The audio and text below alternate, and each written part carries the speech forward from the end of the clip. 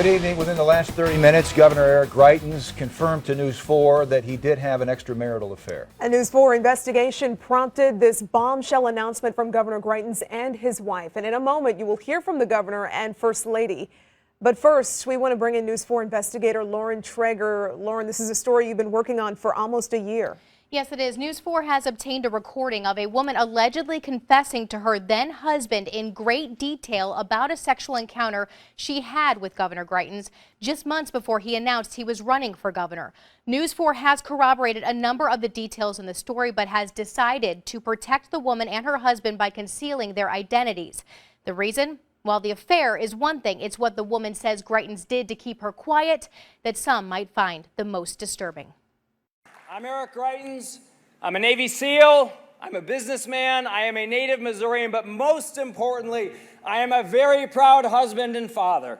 During his campaign and while in office, Governor Greitens has built himself a family man. But acts a woman accuses Greitens of committing on tape, this man says are horrible and disgusting. I think it's absolutely inhuman and evil. I truly do. The man provided details to News 4 of a sexual encounter between his now ex-wife and Greitens back in March of 2015.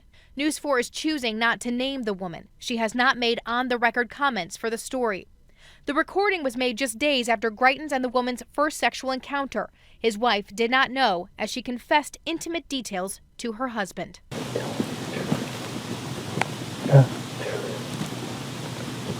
Only the truth. So on Saturday morning, before my first client, I did go to his house. For the first time. The first time ever. Like I said, nothing, period, had ever happened or taken place until this snowball tornado just happened. I know I brought it on. The woman explains that her interactions with Greitens were sometimes initiated by herself. They met because she cut his hair. I met Eric a year ago and I instantly had a big crush on him. She says she felt drawn to talk to him, but when he told her, "I want you to come over to his house," she first said no. She wanted to meet for coffee, but Greitens said to her, "No, I can't. I can't be seen with you. This is wrong." And I said, "I know." So he said, please, just come to my house. She agreed to go to his house to talk. It's unclear where Greitens' wife or children were at this time. The woman admits that when the sexual encounter began that day, it was wanted. He said, "I'll make you feel better. I'll make you feel good. Come downstairs. I want to show you how to do a proper pull-up." And I knew that he was being sexual, and I still let him. And he used some sort of tape, I don't know what it was, and taped my hands to these rings, and then put a blindfold on me. She went on to say, though, that some of his actions scared her. I don't even know. I feel like I don't even know. I was just numb. I just stood there. I didn't know. She then described what Greitens allegedly did next that made her feel sick. And he stepped back, and I saw a flash through the blindfold. He said, "You're never going to mention my name. Otherwise, these pictures will be everywhere." It's this action that upset her husband at the time. He took a picture of my wife naked as blackmail. There is no worse person. And what still upsets him to this day. I think it's as bad as it gets. I think it's as bad as it gets when somebody takes advantage of somebody. The woman says she was angry at Greitens for taking a picture of her, though in the conversation she does take on some of the blame for their interactions and says that Greitens apologized after the encounter and told her he had erased the picture. She claims they had at least one more physical interaction later that day. After the tearful confession, the man and his wife tried reconciling, but according to the man, Greitens was still in her life. In October 2015, the woman allegedly sent an email to a Gmail account she told her husband she had previously used to get in touch with Greitens. It said, "Eric, I am asking you to please consider all who are involved and the circumstances around us. I need you to not book at the salon anymore. This isn't fair to me nor anyone close to us. Please respect me and my wishes." I'm not after anything. I don't want to be part of politics. I don't want to be a part of anything. I just want to move on with my life. The man says he didn't want to speak out before, but says recently he's been contacted by law enforcement authorities and members of the media. He says he wanted to get in front of a story he believed would come out eventually, and he wants to protect his family. Something happened and churned all this and had people hounding me further and further and further, even leaving a voicemail on my daughter's phone. When that happened, everything changed. The man's attorney, Al Watkins, confirms he too has been in contact repeatedly with law enforcement agencies about this. My knowledge and my experience leads me to believe that at very least there is an elevated degree of interest in what is going on. Did you provide this recording to them? Yes. The man and his wife sought a divorce in March of 2016. By Election Day, November 2016, the man was on social media calling Greitens a, quote, homewrecker. This didn't just destroy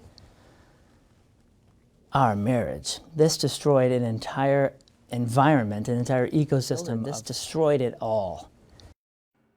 Now, we have spoken with an attorney representing the woman in this case who says they have no comment right now. Just a short time ago, though, the governor and his wife released a statement, and we want to read it to you in full.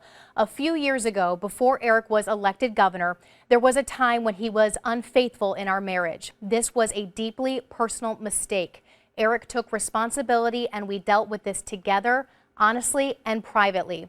While we never would have wished for this pain in our marriage or the pain that this has caused others, with God's mercy, Sheena has forgiven and we have emerged stronger.